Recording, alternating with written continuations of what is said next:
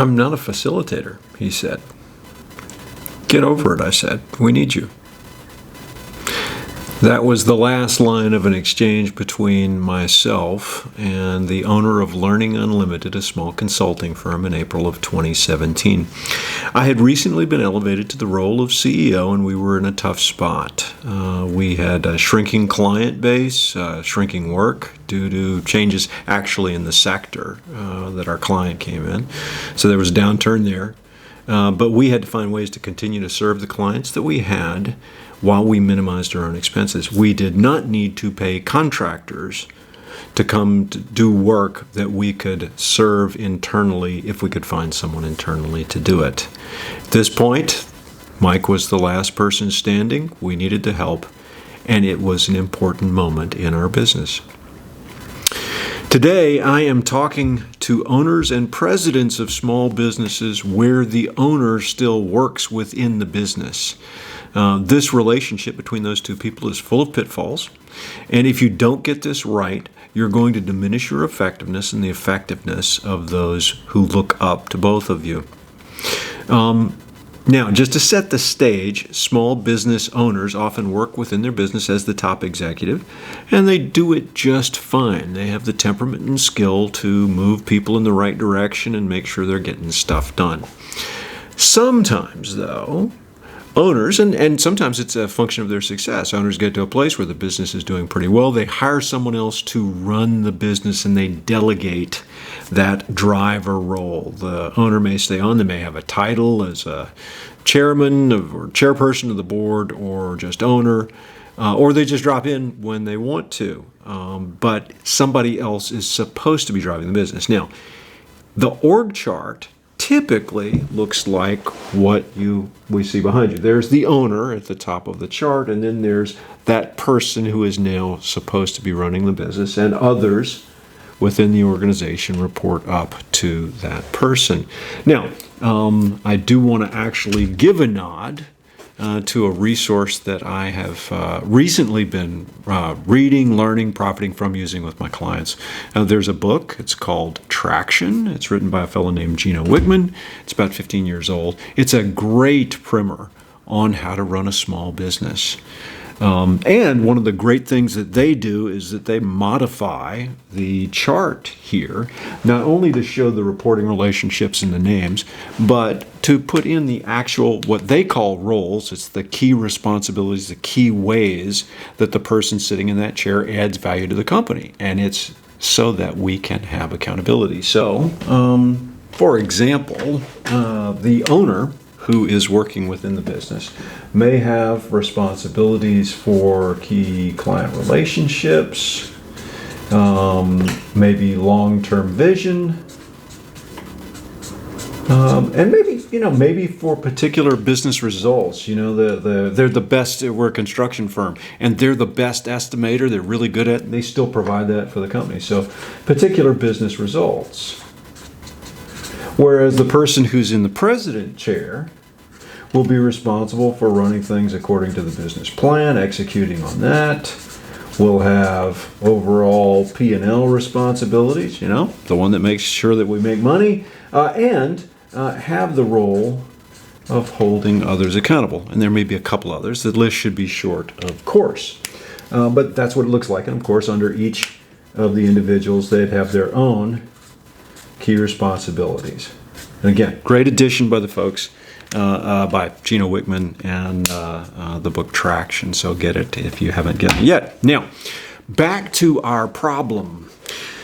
Many times, the owner who delegates that driver role to someone else in the company, someone else to run it, manage it, is because they're not all that great at it themselves. They don't have the temperament. They don't have that strength of activator or achiever, to use some strengths language from StrengthsFinder. And they're not really wired for that. Fortunately, sometimes there's also this tendency that goes along with it that they're not really great at being held accountable, which puts this person in kind of an awkward place, because this person is working within the business and has responsibility to make these things happen. But how does the president then go to the owner and say, hey, you gotta turn this, or where's that? It's late, right? That person's the owner, and these lines show the direction. Who gets to tell who to do what? Different but related issue sometimes in these kind of relationships is that this owner never actually relinquishes. Sometimes they say, oh yeah, you hold people accountable, but then they hold on to it. And what that'll evidence itself by is this person dropping in the business and going and talking to the head of sales and wondering why there's not more leads, or coming over here to operations and wondering why quality is suffering.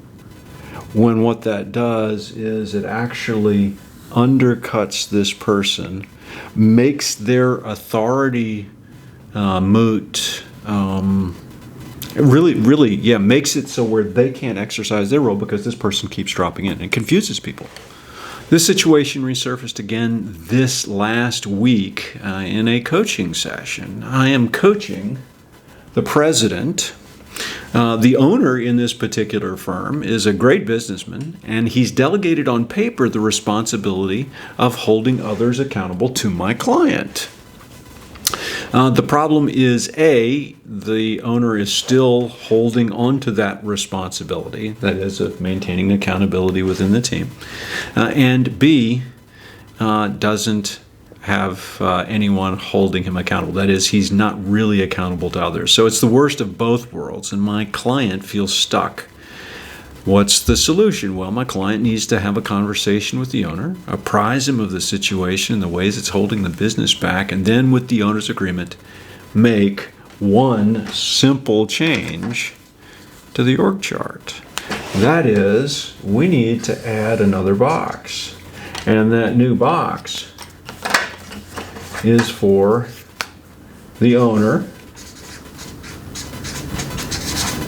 with those particular accountabilities, or responsibilities, I think is a better way to say it, that we've listed up here. Now, I'm not going to list them all, you get the idea, but it's exactly these. And this role, the accountabilities in this role really become more that of governance. We can go into more detail about what that means, but that's overall direction, making sure the results are achieved at a level of expense, and that we don't go off into the ditch somewhere. That's kind of the short on governance. What does that do?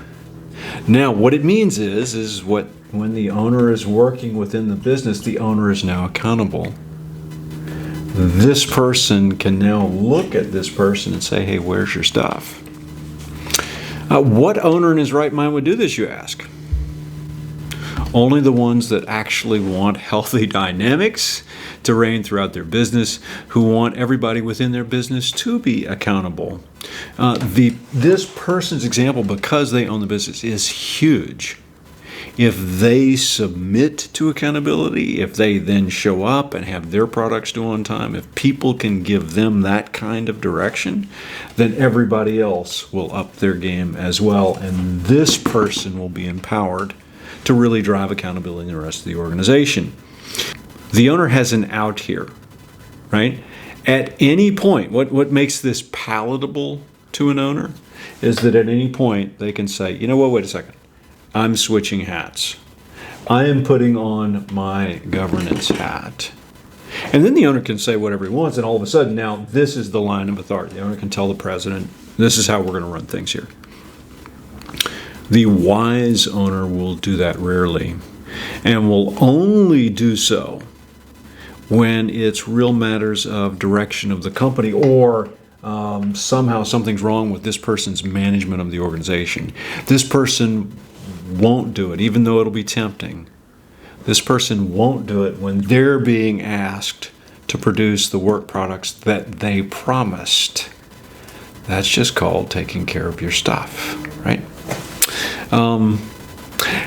It takes humility, which actually I'm going to touch on in another video here in just a moment. It takes someone who isn't stuck on titles, right? So some owners are really going to balk at this. They're going to say, hey, it's my business. I don't have to do that.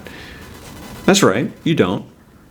And so you're going to keep this person weak if you have this situation, and these people unclear, and these people all working at less than their best. But if you take on some humility and can take that feedback and make yourself accountable for other person when you're working in the business, you are giving a great gift to them. And while it may feel threatening at first, it's actually freeing. Somebody else is going to run your business. Now you're just really clear. You just have some big things, and you don't have to be jumping in both places. The only time you do this is maybe on a quarterly basis or an annual basis when you go into executive session and you're doing a performance review for this person in their role. Back to the story at the beginning. I said that was a key moment in our business, and it was. Mike displayed that humility. He actually thought about it, and he took the direction, and he gulped. He didn't want to, but he learned how to be a really good facilitator, which served us well at the time. It saved us money, but it also started building his skill sets. And when added the fact that he's already a great coach, it put his business in a different place. It's a smaller business now. It's still going strong. It's a smaller business now, but it now revolves around him and the value that he can bring to clients all by himself, which has meant good things for him during this past year when everybody else with larger type consulting businesses, their business was shrinking and struggling. Mike did very, very well. And some of that can go right back to that conversation we had in April of 2017 and Mike's response to it. He was willing to be accountable even within his own business.